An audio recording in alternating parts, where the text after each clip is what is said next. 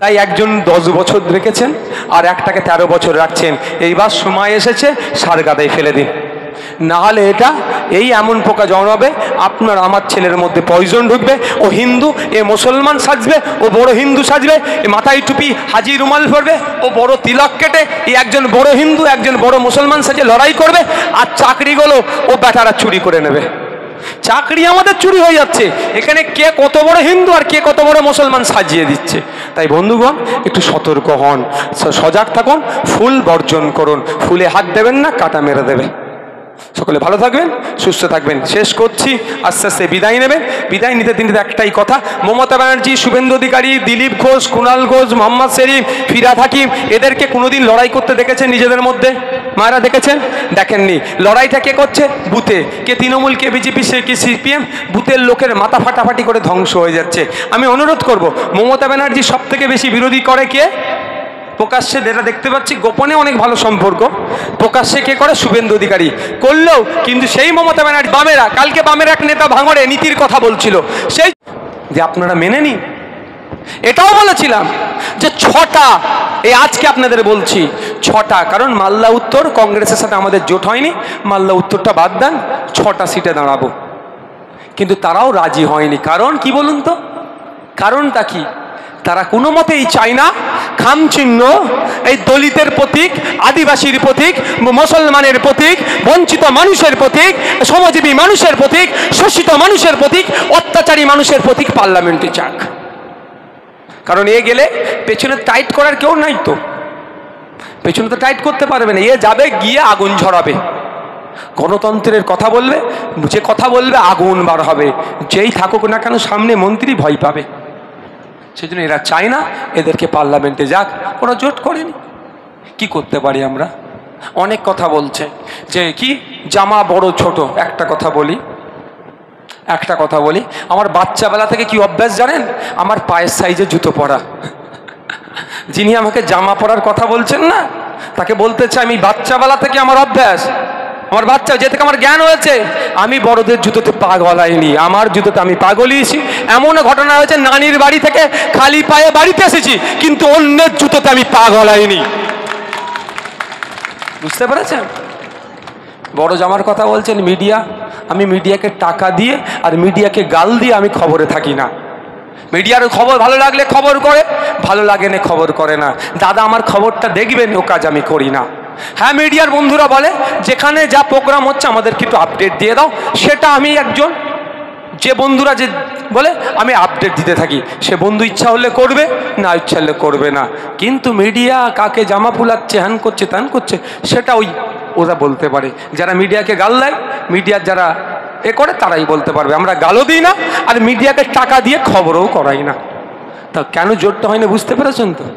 গোড়ায় গলদ থাকলে আর জোট কীভাবে করবে? তারপরেও বলছি, আমি এই স্টেজ থেকে আজকে বলে যাচ্ছি, আগামী দিনের জন্য বিজেপি তৃণমূলকে হারানোর জন্য এত গাল খাওয়ার পরেও, এখন মৌলবাদী সাম্প্রদায়িক হয়ে যাবার পরেও বলছি আপনাদের সামনে, যদি আগামী দিনে আত্মসম্মান বিকিয়ে না হয়, আত্মসম্মান বজায় রেখে যদি কেউ জোট করতে আসে, বিজেপি তৃণমূলকে হারাতে চায়, সেই তাদের জন্য আইএসএফ হাত বাড়িয়ে রেখেছে।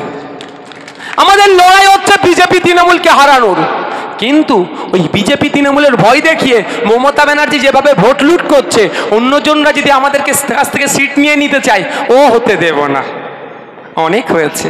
আমার দাদুরা অমুকের দাদুর জন্য নেতা হবে, ওর দাদুকে মানে ওর দাদুকে নেতা করবে, আর ওর দাদুরা কি বলেছে, ওই একে হারাতে হবে তাকে হারাতে হবে করে করে কি হচ্ছে, আজকে ধ্বংস হয়ে গেছে।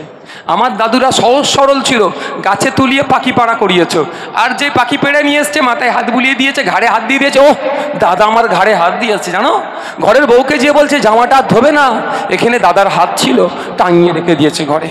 ও কত ভালোবাসে।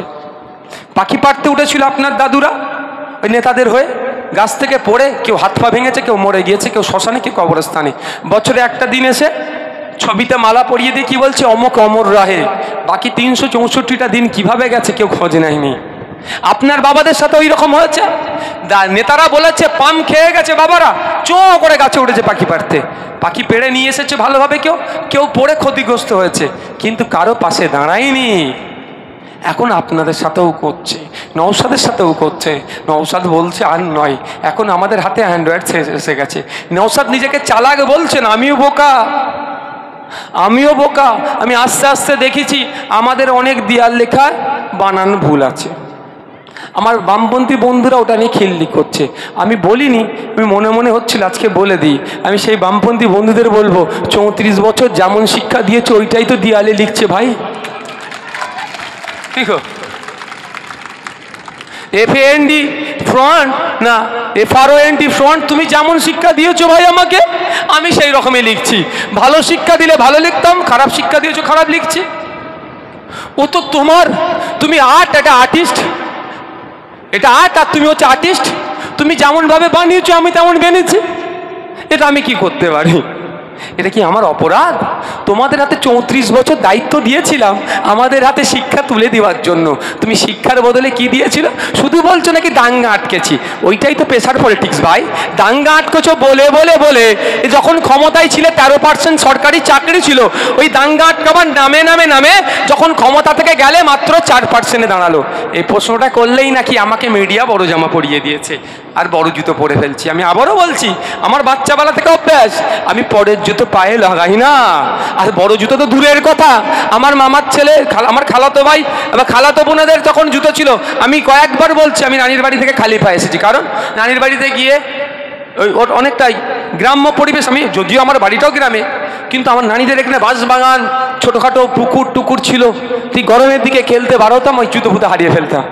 কিন্তু আমি আমার জ্ঞান হওয়া থেকে বলছি, অন্যের জুতো পরে আমি বাড়ি ফিরিনি।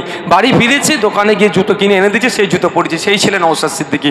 সুতরাং বড় জুতো আর বড় জামার ডায়লগ আমার কাছে চলবে না, আমার কাছে মাটিতে দাঁড়িয়ে কথা হবে। ভাই এটা বুঝতে পারছেন কেন জোটটা হয়নি? চাইনি পার্লামেন্টে যাক, ওই জন্য জোট করিনি। তবে আগামী দিনে যদি চাই, কোনো রকম সংকীর্ণতা রাখলে মনে হবে না, কোনো রকম আত্মমর্যাদা আমাদের আঘাত দিলে হবে না। আত্মমর্যাদা বিকিয়ে আমরা কোনো ধরনের জোট করব না। লড়াই বিজেপির বিরুদ্ধে ছিল, বিজেপির বিরুদ্ধে থাকবে। লড়াই তৃণমূলের চোরেদের বিরুদ্ধে ছিল, তৃণমূলের চোরেদের বিরুদ্ধেই থাকবে। গতকালকে বক্তব্য দিচ্ছিলাম, আমার সাইড থেকে বাস যাচ্ছিল জয় বাংলা বলে স্লোগান দিয়ে। আমিও বললাম বাংলার জয় হোক, চোরমুক্ত বাংলা হোক। আচ্ছা, যারা এখানে বসে আছেন সবাই তো বাংলার জয় চান। সবাই একসাথে একবার বলি, বাংলার জয় হোক, বাংলার জয় হোক, আর চোরমুক্ত বাংলা হোক। তো বলেছি, আজকেও বলছি। তো এই নীতিতে আপনারা থাকবেন। কাগে কান নিয়ে চলে গেল, কাগের দিকে তাকাবার দরকার নাই। কানটা দেখুন আছে না নাই। সুপ্রিম কোর্টে NRCর বিরুদ্ধে মামলা, CA এর বিরুদ্ধে নওশাদ সিদ্দিকী করেছে।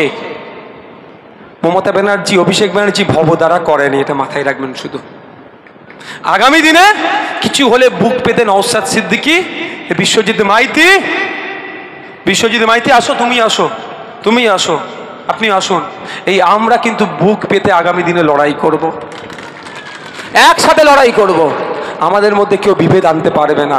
ওরা শুধু সংকীর্ণ মানসিকতা, শুভেন্দু অধিকারীরা ক্ষমতায় টিকে থাকার জন্য, দিলীপ ঘোষেরা ক্ষমতায় টিকে থাকার জন্য আমার আইনার মধ্যে বিভেদ করার চেষ্টা করছে। ও বিভেদে আমরা যাব না। আমরা চাইব আমাদের পরিবারের ছেলেমেয়েরা কিভাবে চাকরি পাবে, তার আন্দোলন, তার আওয়াজ আমরা তুলব। আমার পরিবারের ছেলে তুমি চাকরি নিয়ে নিচ্ছ আর আমার আইনার মধ্যে বিভেদ লাগাচ্ছ, এতে দেবো না। আর মমতা ব্যানার্জি মলম লাগাবার নাম করে পয়জন ওষুধ দিয়ে দিচ্ছে যাতে ঘাটা আরো বেড়ে যায়। বিজেপি এসে ঘা করছে, তো এই ঘাটা আরো বেড়ে যাওয়ার জন্য বলছে ঘা কমাবার নাম করে যে মলম আমাদেরকে লাগাচ্ছে আরো ঘা বাড়িয়ে দিচ্ছে। নালে বলুন তো, দুর্গা উৎসবের দিনে, বিসর্জনের দিনে, মহরমের তাজিয়া যেদিন হচ্ছিল, মহরম হচ্ছিল, আলাদা করার কি আছে? কি আছে আলাদা করার? আমরা হিন্দু মুসলমান মারামারি করব না, আমরা ধর্ম অনুষ্ঠান পালন করছি। দুর্গা উৎসবও হবে, তার মহরমও পালন হবে, কোনো সমস্যা নেই। কিন্তু এই বললাম ভালো লাগাবার জন্য, মানে ঘাটা ভালো করার জন্য যে মলমটা দিচ্ছে এক্সপায়ার ডেটের মাল দিচ্ছে, আরও বিগড়ে দিচ্ছে। তাই যে ঘা করছে আর যে মলম লাগাচ্ছে এই এক্সপায়ার ডেটের, দুটোকেই বিসর্জন করতে হবে, দুটো ফুল বিসর্জন করতে হবে। কারণ সময়ের সাথে সাথে মালাটা একবার দাও তো দেখি, মালাটা আছে নাকি? আচ্ছা, এই মালাটা কতদিন ঘরে রাখতে পারবো? এই ফুলটা দুদিন পরে কি হবে? পচে যাবে, নাহলে ফেলে দিলে কি হবে? পোকা জন্মাবে। পোকা জন্মালে আমার ঘরের ছেলে মেয়ে থেকে শুরু করে আমাদের সবার শরীরে পোকা চলে গেলে ক্ষতি হতে পারে, স্বাস্থ্যের ক্ষতি হবে।